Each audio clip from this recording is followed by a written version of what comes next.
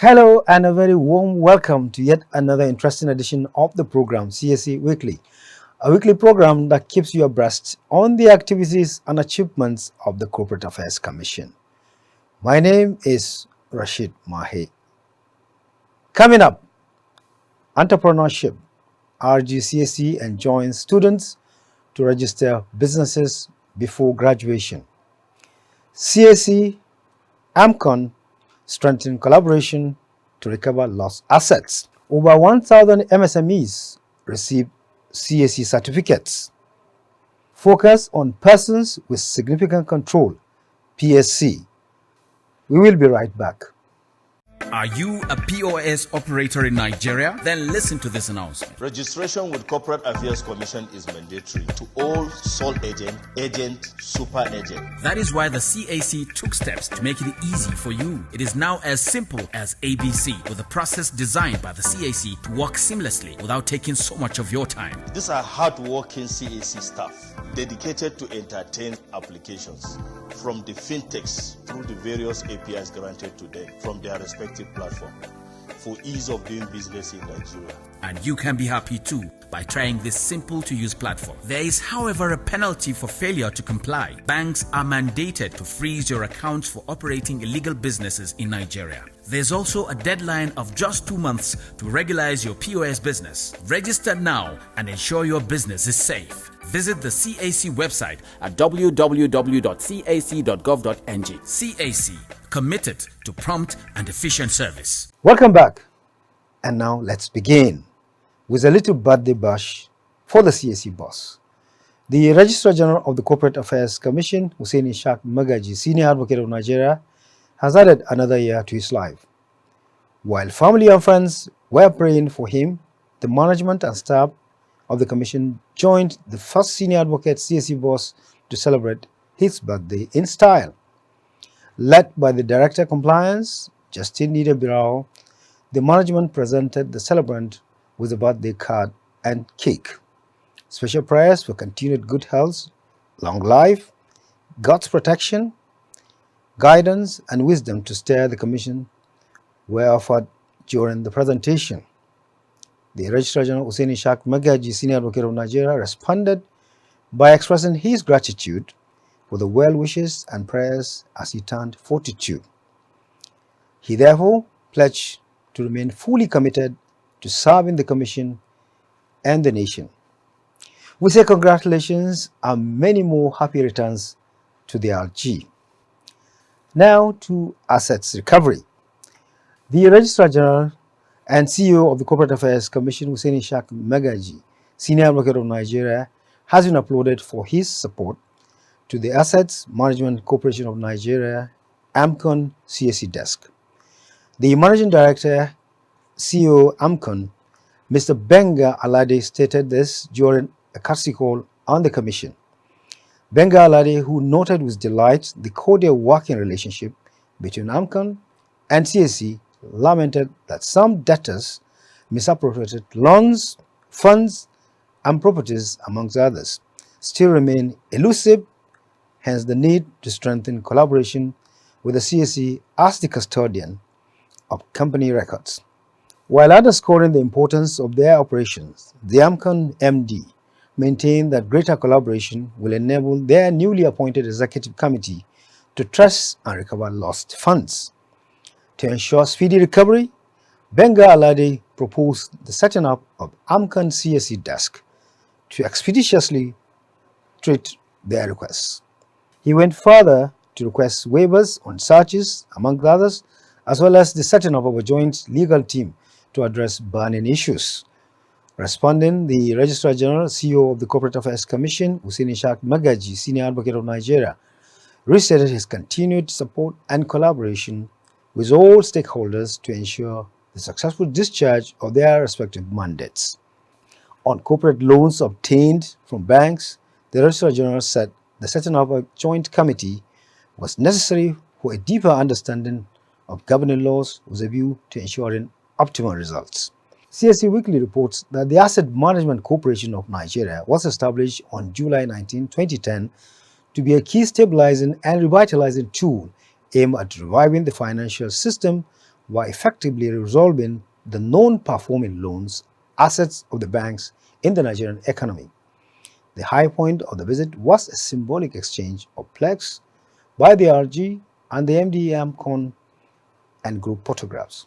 From Abuja, we move to its closest neighbor, Nasarawa State, where the Registrar General, CEO of the Corporate Affairs Commission, Hussein Ishaq Magaji, Senior Advocate of Nigeria, advised Nigerian students to ensure that they graduate as entrepreneurs by acquiring the CAC certificate to become entrepreneurs immediately after their graduation. Hussein Ishaq Magaji, Senior Advocate of Nigeria, gave the charge while speaking to newsmen in Lafia, Nasarawa State, shortly after a meeting with the State Governor, Abdullahi Sule. Hussein Magaji said, aside from obtaining an academic certificate, a CAC certificate should equally be acquired for greater productivity. He therefore stressed the need for all graduates to acquire entrepreneurship skills before graduation and have the CAC certificate as their second certificate. The Registrar General maintained that the CAC certificate would, upon graduation, offer them the opportunity to immediately access government interventions and bank loans, amongst others, to kickstart their businesses. Speaking on his mission to Nasarawa State, the Registrar General said the state was strategically located economically with a vibrant community, hence the need to have more access to the Commission's presence. In that regard, the CAC boss revealed that Governor Abdullahi Sule has acceded to the Commission's request to situate office around the Maraba axis of the state bordering the Federal Capital Territory. Acknowledging CAC's position as a gateway to the economy, the Nasarawa State government has allocated land for the Commission to build a befitting office accommodation in Lafia in accordance with the provisions of Section 8 of the Companies and Allied Matters Act, 2020, Hussein Ishaq Magaji added. He also spoke on the potential of the Commission's operations in ensuring the improvement of the Nasarawa State internally generated revenue, IGR. Earlier, the Nasarawa State Governor, Abdullahi Sule, emphasized the need for greater partnership with the CAC in order to formalize our registered businesses and productively engage the growing youth population in the state.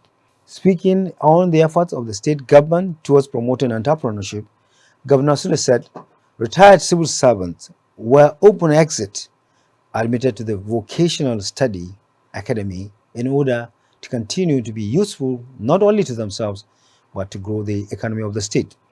Governor Sule revealed that he had signed over 8,000 certificates of occupancy since his assumption of office in 2019.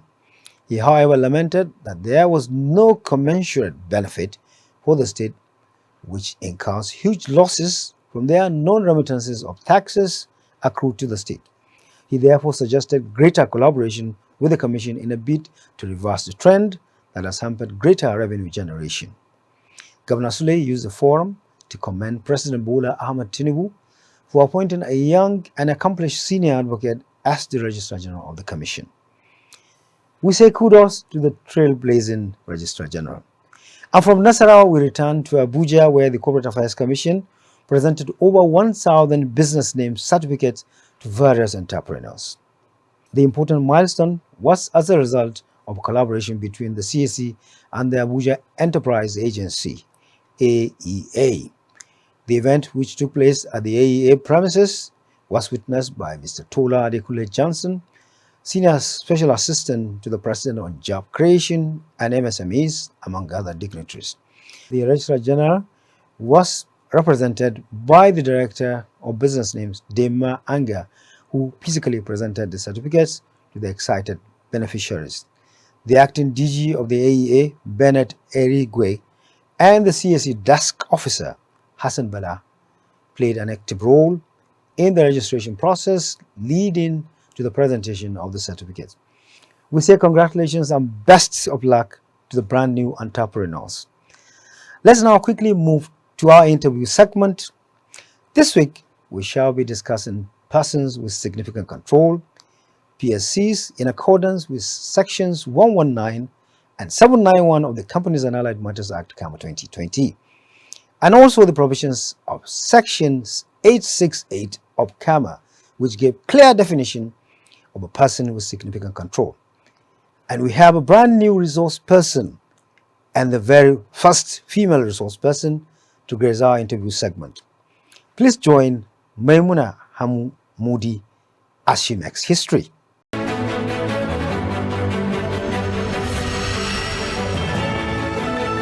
Maimuna Hamu Moody, Head Status Desk CAC. Many thanks for joining us on the program, ma'am. Thank you for having me. We've been talking about persons with significant control and the beneficial ownership register for quite a while now. Why is it so important that the Commission keeps re-emphasizing the issue of persons with significant control?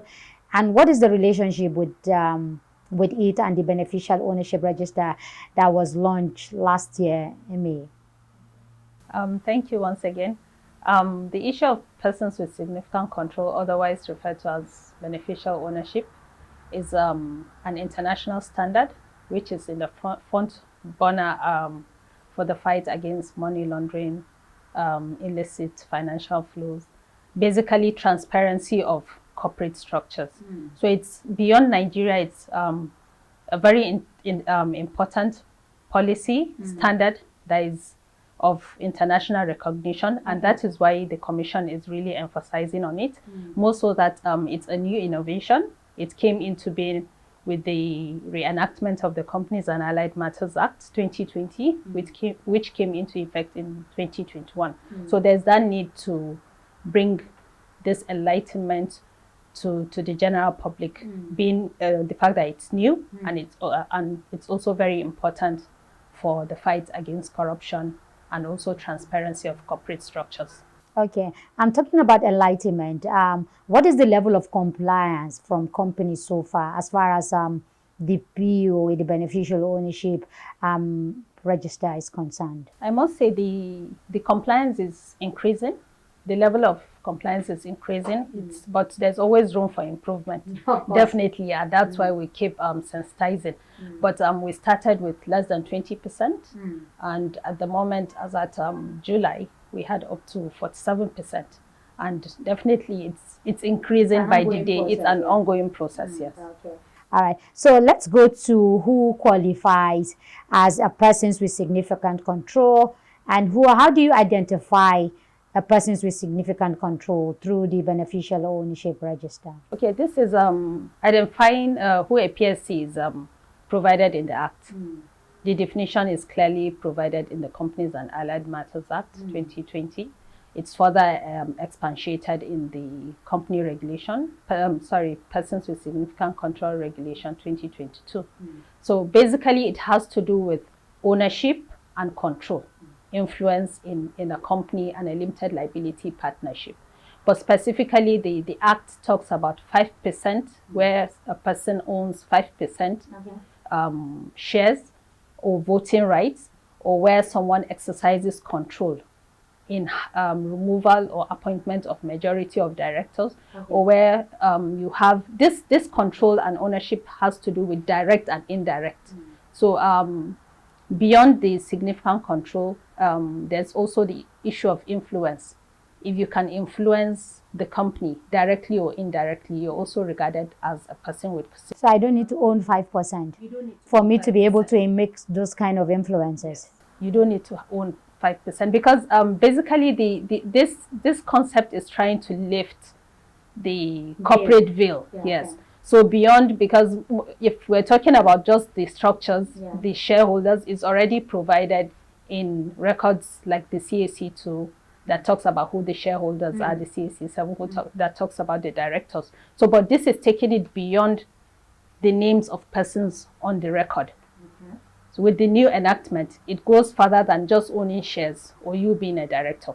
So even if you have control, either directly or indirectly, within the definition of persons with significant control, you qualify as such. And it is expected that you notify the company and the company as well notifies the Commission. Now we're coming to the companies. Whose responsibility is it to file the PSC information with the beneficial ownership register? Okay, it starts this disclosure starts with the person. That's the person with significant control himself. He is required to notify the company within 7 days of himself becoming a person with significant control. Within 7 days, he is expected by law to notify the company, and the company is expected to file the disclosure now with the commission within 1 month. So it's a two-way thing. It's not just for the company. It starts with the person with significant control. Okay. However, the law also requires the company, because there could be a situation where such maybe a share or a control has not been declared, and the company knows that certainly someone is behind what is happening. So the law requires the company to also take steps. This is provided in the Persons with Significant Control Regulation.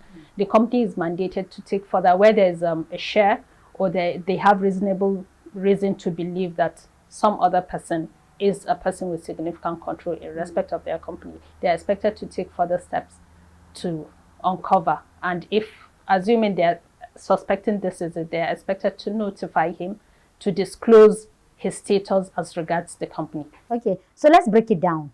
If we are, say, 10 in this place and we own a company, so and all of us have 5%, shares, so we all have to disclose. Yes, we all have to disclose. Okay. Yes. And even those who have more than 5. Yes. The minimum is 5. So everybody has to disclose. Yes. It's only people who have below 5 that won't disclose. Yes. Okay.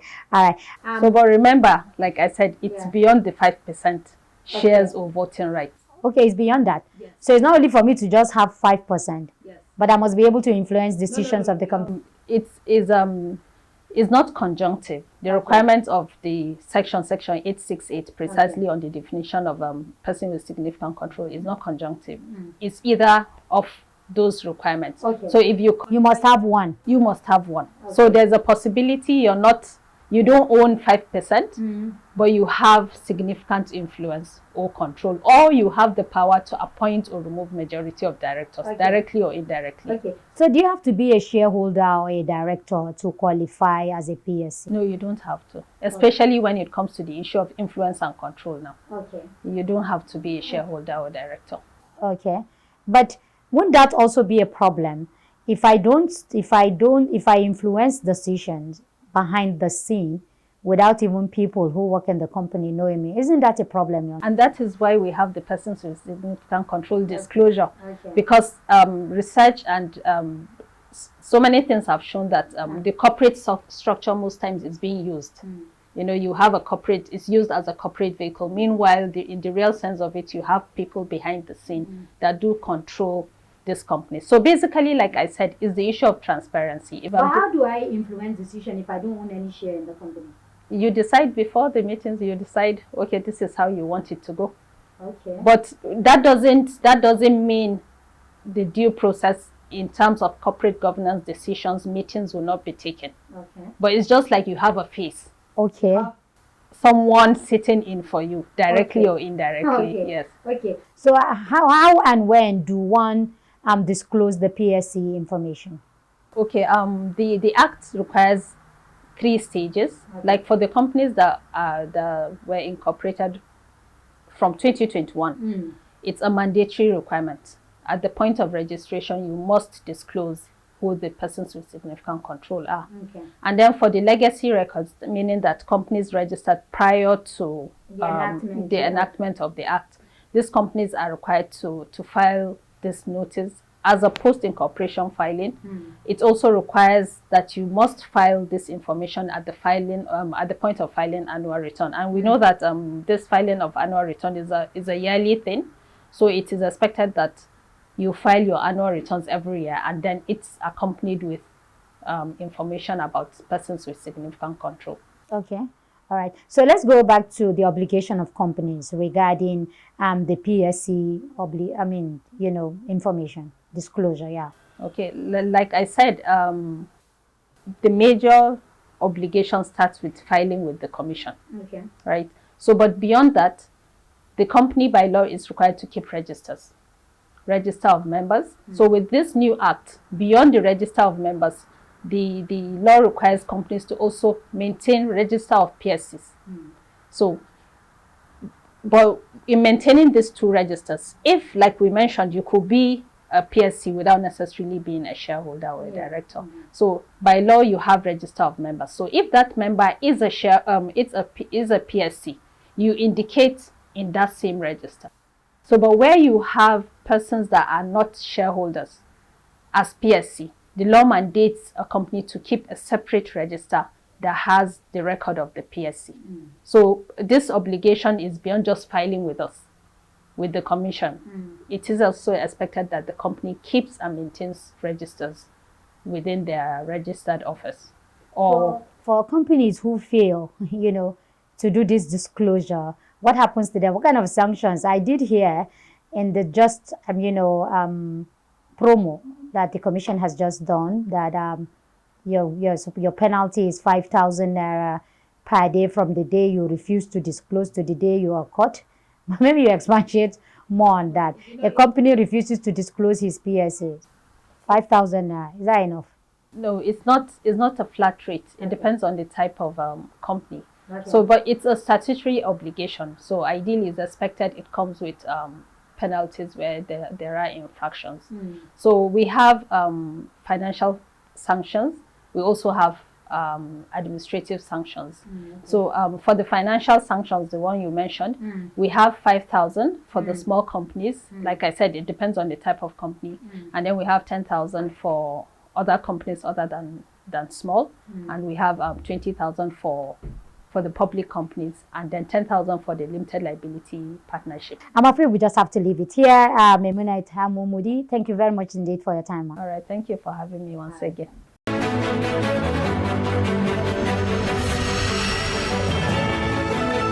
Thank you, Maimunat, for that wonderful engagement. Now take a look at this message on the importance of the Persons with Significant Control PSC filing straight from the Registrar General's desk.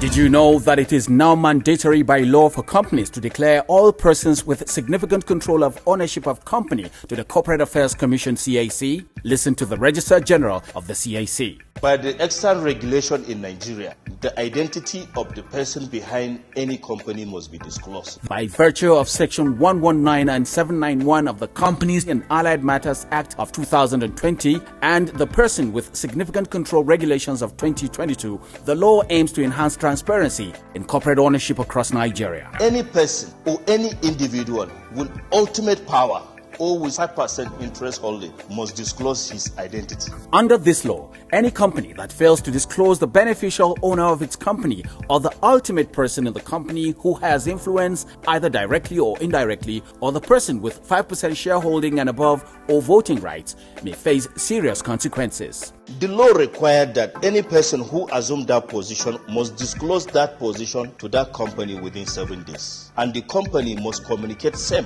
and file same to the Corporate Affairs Commission within 30 days. The identity of the beneficial owner must be a name of a natural person. Failure to comply attracts daily penalties imposed by law. If it is a natural person, it attracts 5,000 daily from the date of breach. But if it is a unnatural person, it requires 10,000 from the day of the breach to the day of compliance, and it also attracts administrative penalties by the Corporate Affairs Commission. The CAC reserves the right to refuse to receive any filings from any non-compliant company or even to list the company from its register.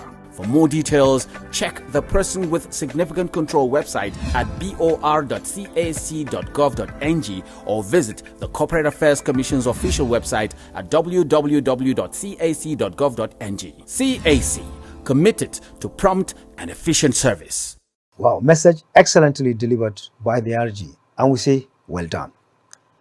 And do you know that by the provisions of Section 421, subsection 1 of the CAMA 2020, the annual return of a company limited by shares or guarantee or unlimited shall be completed, signed and delivered to the Corporate Affairs Commission not later than 42 days after the annual general meeting for the year? So have you updated your records with the CAC?